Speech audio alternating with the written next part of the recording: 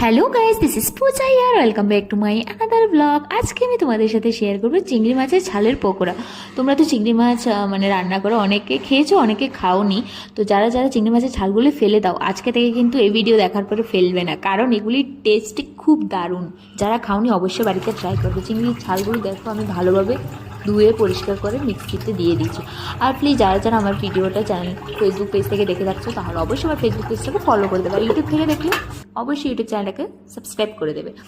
আর এই যে দেখো, আমি একটু বেশি জল দিয়ে দিয়েছিলাম, তোমরা একটু জলটা কম করে দেবে, সামান্য একটু দেবে, বাট আমি আন্দাজ করতে পারিনি, একটু বেশি হয়ে গেছে। তো ওকে, এটাকে ম্যানেজ করার জন্য আমি কিছু একটা করেছি। এই যে দেখো, এখন দিয়েছি কুচানো পেঁয়াজ, কাঁচা লঙ্কা, হলুদ আর নুন। এই তো, যেটা আমি একটু জল বেশি হয়েছে তার জন্য একটু কর্নফ্লাওয়ার অ্যাড করে দিয়েছি। কর্নফ্লাওয়ার অ্যাড করার ফলে এটা একটু একটু হয়েছে, ড্রাই মতো হয়েছে, এত বেশি না। তো তারপর হচ্ছে আমি এগুলিকে ভালোভাবে মিক্স আপ করে নিয়েছি। তো তোমরা যারা যারা চিংড়ি মাছের ছালের পকোড়া খাওনি, তারা অবশ্যই কিন্তু বাড়িতে ট্রাই করবে। এটা না খুব খুব টেস্টি গাইস, খুব টেস্টি।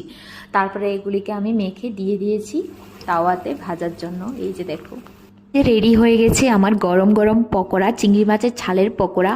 তো তোমাদের এই ভিডিওটা কেমন লাগলো অবশ্যই বলবে। টাটা গাইস, দেখা হচ্ছে নেক্সট ব্লগে। See you soon, tata.